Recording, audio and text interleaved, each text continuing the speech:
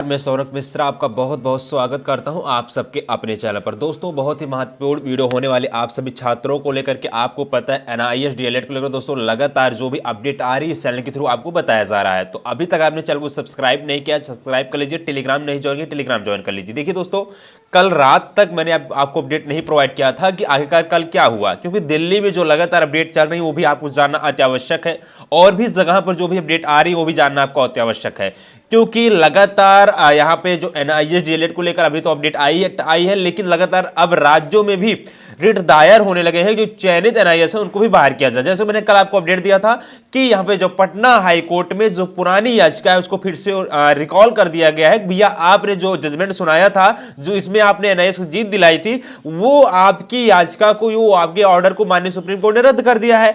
तो उसको आप पुनः एक बार देखिए और उस पर आप अपना निर्णय बदल दीजिए, ठीक है। जिसको लेकर दोस्तों पटना हाई कोर्ट में एक नेक्स्ट वीक में यानी आने वाली दोस्तों वीक में एक सुनवाई होगी, जिसका अपडेट मैं आपको चैनल के थ्रू दूंगा। तो दोस्तों इसलिए मैं लगातार जितने भी एनआईएस डीएलएड के छात्र मैं बार बार चीज कह रहा हूं कि आप लोग एक्टिव हो जाइए, अदरवाइज राहें जो है बहुत मुश्किल हो जाएंगी, ठीक है।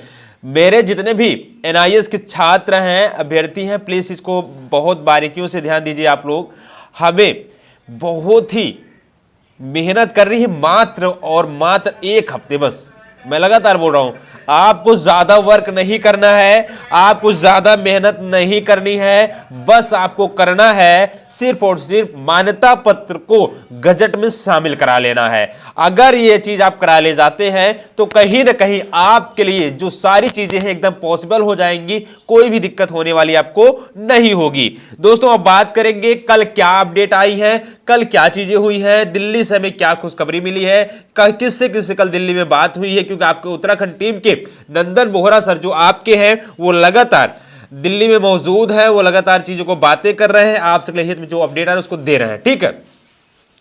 उनके माध्यम से 6 दिसंबर, 7 दिसंबर और 8 दिसंबर को बच्चों को बुलवाया जाता है, लेकिन संख्या बल बहुत ही निराशाजनक होती है, जिन्होंने ट्वीट के माध्यम से भी बताते हैं और देखने में भी पता चलता है कि हमारे पास संख्या जो बल है वो काफी कम है। अब बात करते हैं इनके माध्यम से क्या ट्वीट किया गया है। इसमें तो देख सकते हैं इनका ट्वीट आया हुआ नंदन बोहरा का। आज एनआईएस डीएलएड को भारत के राजपत्र में सम्मिलित करने के प्रकरण में, ठीक ना, दुष्यंत गौतम जी से दोस्तों जी से उनकी आवास पर संगठन के साथ शिष्टाचार भेंट की गया। दुष्यंत गौतम जी से इनका मुलाकात किया गया, इन्होंने किया हुआ है, एनआईएस डीएलएड के हैं जो कि इन्होंने एनआईएस डीएलएड के बारे में बातचीत किया है। देख आप पिक भी देख सकते हैं, ठीक है। तो इस तरीके से आप लोग पहुंचिए। और यहाँ दूसरा ट्वीट है, देख सकते हैं, लिखा एनआईएस डीएलएड के लिए इस लिए हफ्ते से अधिक समय तक दिल्ली में उच्च अधिकारियों के साथ संसदों से मिलकर वह कार्य को गति देने के बाद आज अपने घर के लिए प्रस्थान कर चुका हूं। यदि विभाग द्वारा उक्त कार्य में और विलंब किया गया तो हम एक बड़ी कार्य योजना के लिए आगे बढ़ेंगे।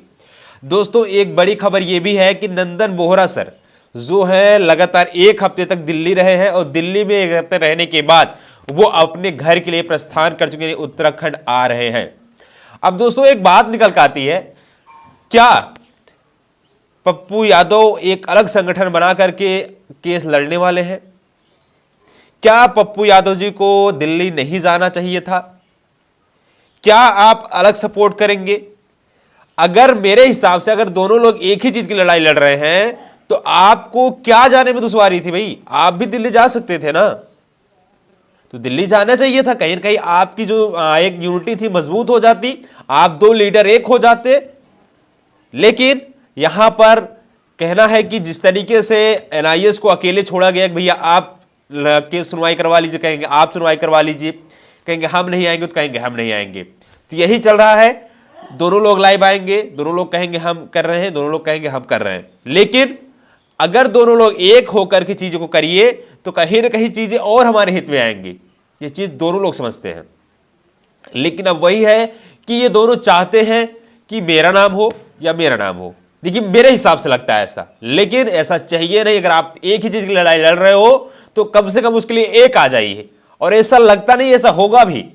क्योंकि अगर आप दिल्ली यहां पे नंदन बोहरा जी गए हुए थे तो पप्पू यादव जी प्रथम दायित्व बनती तो उनके सपोर्ट में जाते या कुछ बच्चों को भेजते, या उस बच्चों के लिए एक बार भी लाइव में एक बार भी ये नहीं बोले कि आप दिल्ली के लिए, जितने बच्चे को सुन रहे दिल्ली के लिए आप प्रस्थान करिए। एक बार लाइव में इन्होंने ये नहीं बोला। आप जब तक ये बता दीजिए, जब तक आप रिट दायर, जब तक आप रिव्यू याचिका के लिए आप बार बार कह रहे हैं, जब तक आप मान्यता पत्र को, शपथ पत्र नहीं शामिल करा देते, राजपत्र में नहीं शामिल करा देते, रिव्यू याचिका अब सुनी जाएगी? आपको लगता है? नहीं, ऐसा नहीं होगा। अगर हमारे मान्यता पत्र को यहां पे राजपत्र में नहीं शामिल किया गया बच्चों, तो हमारी रिव्यू याचिका को तुरंत खारिज कर दिया जाएगा। लेकिन रिव्यू याचिका तभी सुनी जाएगी जब कुछ चीजें बदलाव हुए रहेंगे। रिव्यू याचिका तब होगी जब कोर्ट को लगेगा हमारे ऑर्डर में अब परिवर्तन होना चाहिए, तभी यह सुनवाई होगी। अदरवाइज तुरंत याचिका को खारिज कर दिया जाता है। ये सब जानते हैं, पप्पू यादव स्वयं जानते हैं। हो सकता है मेरी वीडियो तक पहुंचे। आप इस चीज को ध्यान दीजिए मेरे भाई कि आप एक लीडर हैं, आप दोनों जिस तरीके से अलग अलग दिशा में चल रहे हैं, चीजें गलत हैं। आप दोनों को एक ही दिशा में आकर के सेम लड़ाई लड़ रहे हो, तो कम से कम एक ही चीज के लिए आकर अच्छे से लड़ाई लड़िए ना। आप ना तो उनके बारे में बोलना चाहते हैं, ना तो वो आपके बारे में बोलना चाहते हैं। ऐसा कब तक? क्या आप चयनित एनआईएस को बाहर करवा कर तब आप बातचीत करना स्टार्ट करिएगा? नहीं। आपको सारे, जब अपने घर में फूट पड़ी होती है, बाहरी आक्रमण करता है, तो उसके लिए अपने लोग को एक आ जाना चाहिए। कितनी भी वैमनस्यता हो, कितनी भी लड़ाई दुश्मनी हो, उसको उस टाइम पे भूल जाना चाहिए, क्योंकि बाहरी आक्रमण कर रहा है। एनआईएस को बाहर करने के लिए रेगुलर डीएलएड अपने हावी हो चुका है, इसलिए रेगुलर डीएलएड को हम हावी ना होने दें, उनसे हम निपटे। एनआईएस को हम किसी तरीके से शामिल करा ले जाए, इसको लेकर आप दोनों को साथ आना जरूरी है। अब देखिए, एक हफ्ते तक जो आपसे उत्तराखंड टीम के नंदन बोहरा जी होते हैं, वो दिल्ली उपस्थित होते हैं, लगातार बच्चों को आह्वान भी करते हैं, लगातार हमारे माध्यम से बताया जाता है भैया आप पहुंचिए। बहुत सारे बच्चे पहुंचते भी हैं, 100-150 बच्चे पहुंचते भी हैं। लेकिन मेरा ये कहना है कि पप्पू यादव सर जो थे, अगर चाहते तो कुछ बच्चों को और भी कन्विंस करके भेज सकते थे, लेकिन उन्होंने लाइव में एक बार भी ये नहीं कहा। लेकिन अब बातें दोस्तों और आ चुकी हैं कि यहाँ पे जो आप नंदन बोहरा जी हैं वो घर लौट चुके हैं। अब क्या चीज़ें पॉसिबल हो सकती हैं? क्योंकि दोस्तों उन्होंने जितने भी, चाहे आपके पूर्व शिक्षा मंत्री पोखरियाल जी से मुलाकात करने हो, चाहे एमएचआरडी शिक्षा मंत्री से मुलाकात करना हो, प्रधान जी से, साथ साथ चाहे एनसीईटी के चेयरमैन योगेश सिंह से बात करनी हो, सबसे इन्होंने बात करके, आपके चाहे यहाँ पे गौतम जी से बात करनी हो, सबसे इन्होंने मुलाकात करके गए हुए। इन्होंने सब ने इनको आश्वासन दिया आपका सारा काम एक हफ्ते के अंदर हो जाएगा। इन्होंने ये भी कहा अगर एक हफ्ते में चीज़ें हमारे हक में नहीं आती, इसके लिए हम और भी तैयारी करेंगे, और कहीं ना कहीं इसके लेकर हम जितनी भी तैयारी रहेगी हमारी और चीज़ें और भी मजबूती से रहेंगी। ऐसे में जितने भी छात्र हमको देख रहे हैं, प्लीज़ वीडियो को शेयर करिएगा, और मैं चाहता हूं ये वीडियो दोनों लोग तक पहुंचे, चाहे वो आप सबके उत्तराखंड टीम के नंदन बोहरा जी हैं, चाहे हमारे बिहार टीम के पप्पू यादव सर हैं, उन दोनों तक वीडियो पहुंचे, और ये दोनों इस चीज़ को समझें कि जब बाहरी हमारे घर में लड़ाई लड़ रहा है, बाहरी आक्रमण कर रहा है, तो हमें एक हो जाने में कोई बुराई नहीं होती है। हमें अपने एक, जब सुर एक हैं लेकिन अलग अलग दिशा से आ रहे हैं तो आवाज़ बढ़ जाती है, लेकिन अगर सुर एक है, एक ही दिशा से आवाज़ आएंगी तो आवाज़ और तेज हो जाती है। इसलिए मैं चाहूंगा आप दोनों एक जो लीडर हैं एक हो जाइए, और दोनों लोग जो एक एनआईएस को बचाने के प्रयास कर रहे हैं वो एक साथ आकर करिए, ठीक है? कोई एक दूसरे का नाम नहीं लेना चाहता। कितनी दिक्कतें बताइए।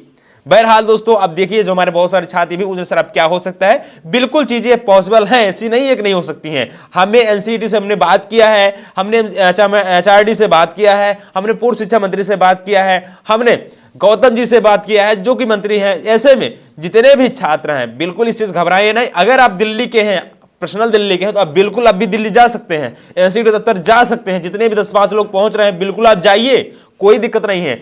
देखिए एनसीईटी आप दफ्तर आप जरूर देखे होंगे, जाइए वहां पर और वहां पे अपनी बातों को फिर से रखिए। नंदन बोहरा जी घर वापस आ गए, हफ्ते का टाइम बहुत ज्यादा होता है, ऐसे में आप जा सकते हैं जो दिल्ली के आसपास के हैं, अगर जाइएगा तो वहां पे आप बातचीत करिएगा, ठीक है? और दूसरी चीज, अगर आप दबाव बना ले जाइएगा तो आपका गजट में जो नया गजट बन सकता है, अगर संशोधित हो सकता है, मान्यता पत्र गजट राजपत्र शामिल हो सकता है, ये भी चीजें हैं। अगर एक हफ्ते के अंदर टाइम दिया, अगर हफ्ते में ऐसा नहीं होता है तो इसके लिए और प्लान किया जाएगा। जो प्लान होगा मैं आपको चैनल थ्रू बताऊंगा। ऐसे में जितने भी छात्र हमको देख रहे हैं प्लीज वीडियो को लाइक शेयर सब्सक्राइब टेलीग्राम जरूर ज्वाइन करिएगा, क्योंकि दोस्तों इस चैनल के थ्रू जो भी आपको अपडेट प्रोवाइड किया जाएगा विद ऑथेंटिक जेन्युइन और 100% सत्य सटीक साबित होता है वो अपडेट, ठीक है? ऐसे में जितने छात्र हमको देख रहे हैं प्लीज वीडियो को लाइक शेयर सब्सक्राइब चैनल को जरूर ज्वाइन करिएगा।